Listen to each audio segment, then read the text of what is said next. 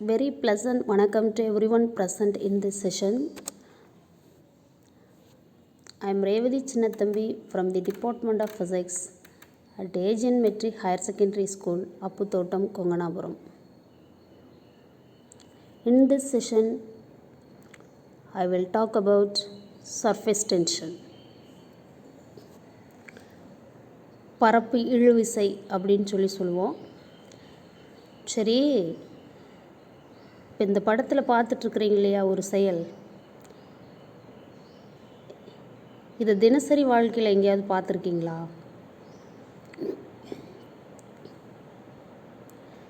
இந்த மழை காலங்களில் ரெய்னி சீசனில் ரோட்டோரத்துலலாம் நீர் தேங்கி இருக்கும், பார்த்துருக்கீங்களா? அந்த நீர் பரப்பு மேலே சில பூச்சியெல்லாம் நகர்ந்து போயிட்டுருக்கும். அந்த பூச்சி தான் இது. Some insects are walking on the water surface in road sides. பார்த்துருக்கீங்களா? இந்த பூச்சி நடந்து போகுது. நாம் நடந்து போக முடியுமா? நாம் நடந்து போனால் என்ன ஆகும்? தண்ணி எவ்வளோ ஆழம் இருக்கோ அவ்வளோ ஆழம் வரைக்கும் நம்ம கால் உள்ளே போயிடும், கரெக்டாக? ஆனால் இந்த பூச்சியோட கால் என்ன பண்ணல, தண்ணிக்குள்ளே போகலை. இது யார் காரணம்? பரப்பு இழுவிசை. அதை பற்றி தான் நான் இன்றைக்கி வகுப்பில் உங்களுக்கு சொல்லித்தரப்போகிறேன். அதாவது water sliders can walk on water because of the surface tension of water.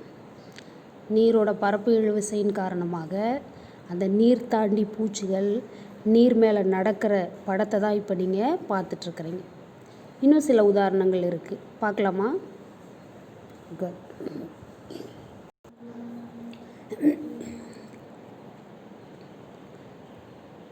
இந்த டயக்ராமில் பாருங்கள், ஒரு டம்ளர் இருக்குது. ஒரு டம்ளரில் என்ன பண்ணியிருக்கோம்?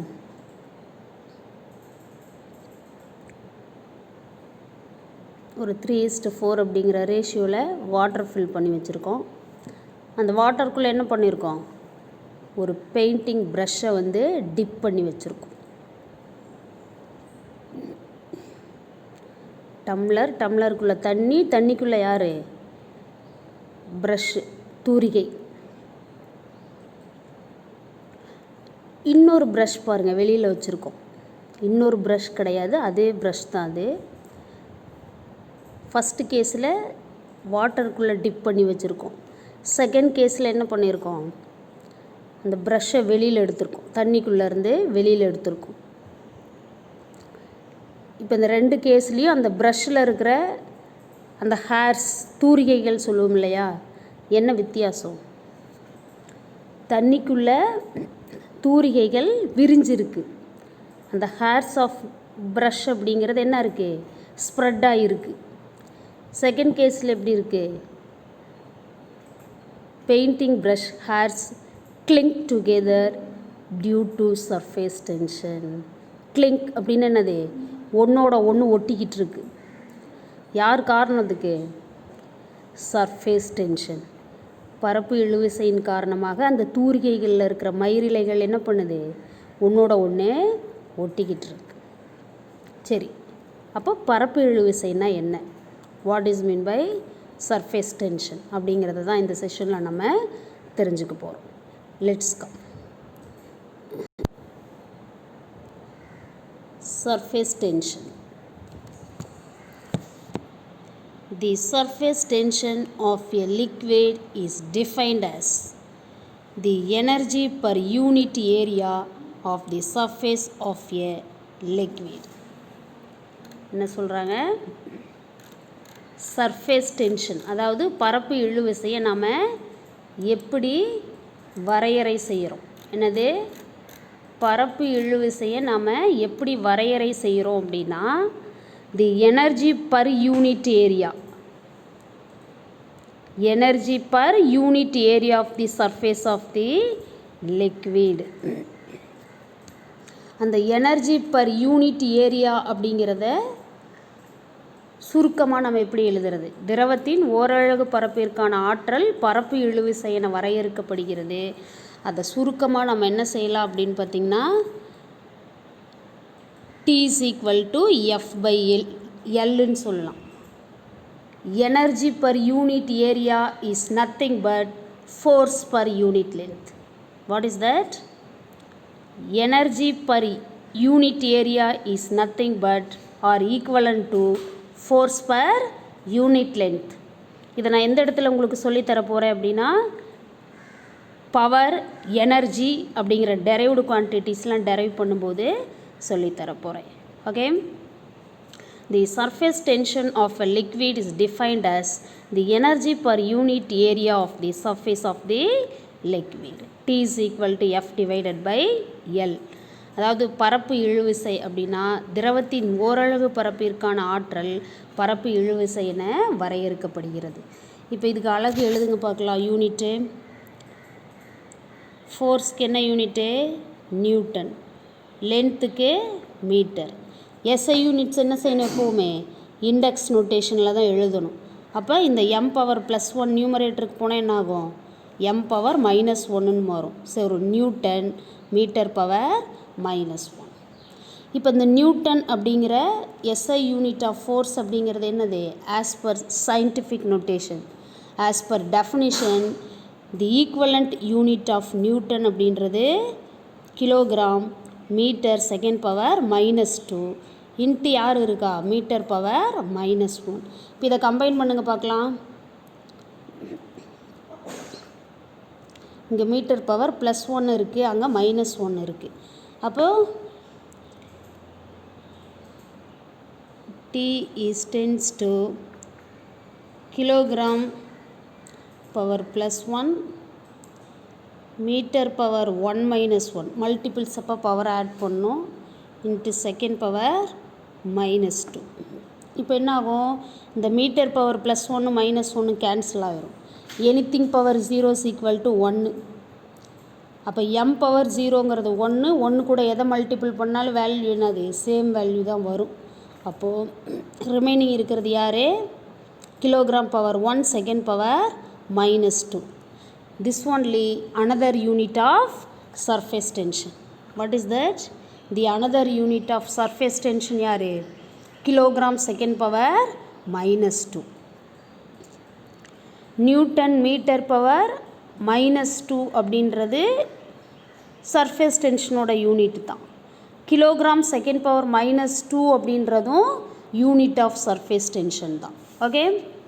என்ன டிஃப்ரென்ஸ் அப்படின்னு பார்த்தீங்கன்னா, நியூட்டன் மீட்டர்⁻−1ன்றது as per scientific notation, kilogram second is as per definition. Okay. Newton metre வச்சு டைமென்ஷனல் ஃபார்முலா எழுத முடியாது. For that only we have considering kilogram second as a SI unit of surface tension. இப்போ dimensional formula எழுதுங்க பார்க்கலாம். இங்கே kilogram அப்படி இருக்கா? அப்போ சர்ஃபேஸ் டென்ஷன் மாஸை டிபெண்ட் பண்ணியிருக்கு. கரெக்டாக? kg/+1 அப்படின்னா m⁻1. இங்கே லென்த் ஃபேக்டர் இருக்கா? சர்ஃபேஸ் டென்ஷன் இண்டிபெண்ட் ஆஃப் லென்த்னு கிடச்சிருக்கு. அப்போ என்ன செய்யலாம்? L⁻0. நெக்ஸ்ட் யார் இருக்கா? செகண்ட்⁻−2. அப்போ டைமை டிபெண்ட் பண்ணியிருக்கு. T⁻−2.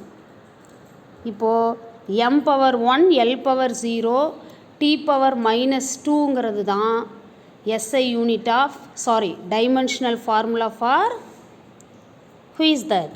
Surface tension. Okay. Good. பரப்பு இழுவிசையை தொடர்ந்து நம்ம தெரிஞ்சுக்க போகிற விஷயம் என்ன அப்படின்னு பார்த்தீங்கன்னா, சர்ஃபேஸ் எனர்ஜி. யாரே? Surface energy. This also one of the derived quantity. Let's see. The work done in increasing the surface area per unit area of the liquid against the surface tensional force is called the surface energy of the liquid. Surface energy யாருக்கு சொந்தம்? Surface of the liquid. Yes, the work done in increasing the surface area நீரோட பரப்பளவை அதிகப்படுத்துறதுக்கு செய்கிற புற வேலை. Per unit area of the liquid. ஓரலகு பரப்பு உள்ள அந்த திரவ பரப்பின் மீது செய்கிற வேலை அகைன்ஸ்ட் தி சர்ஃபேஸ் டென்ஷன். பரப்பு இழுவிசைக்கு எதிராக நம்ம செய்கிற வேலை, அதுக்கு சமமான ஆற்றல் தான் யார்? பரப்பு ஆற்றல். The work done in increasing the surface area per unit area of the liquid against the surface tension is called the surface energy of the liquid. பரப்பு இழுவிசைக்கு எதிராக திரவத்தின் ஓரலகு பரப்பின் மேற்பரப்பை அதிகரிக்க செய்யப்படும் வேலையானது திரவத்தின் பரப்பு ஆற்றல் என வரையறுக்கப்படுகிறது.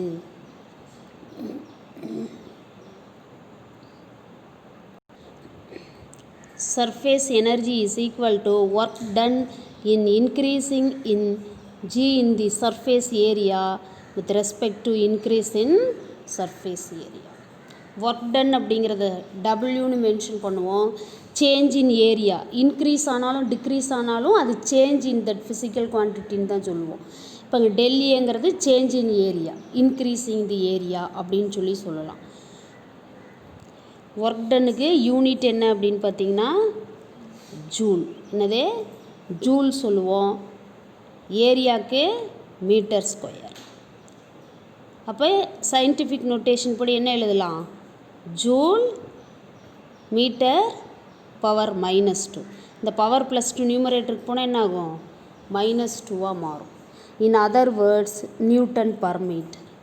வேறு என்ன சொல்லலாம்? Newton per metre or newton metre power -1 அப்படின்னு சொல்லலாம்.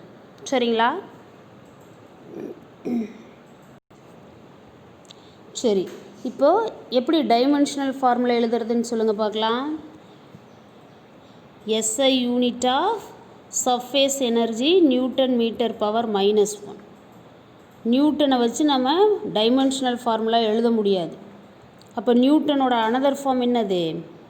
Kilogram metre second power -2 into யார் இருக்கா? மீட்டர் பவர் -1 இருக்கா? இருக்கு. இப்போ இதை கம்பைன் பண்ணுங்க பார்க்கலாம். கிலோகிராம் மீட்டர் பவர் இங்கே +1 இருக்குது, இங்கே -1 இருக்குது. So m power 1 -1 into second power -2. இந்த m பவர் +1 -1 கேன்சல் ஆகிடுச்சுன்னா மீதி யார் இருப்பா? m பவர் 0 மட்டும்தான் இருக்கும். Anything power 0 is equal to 1.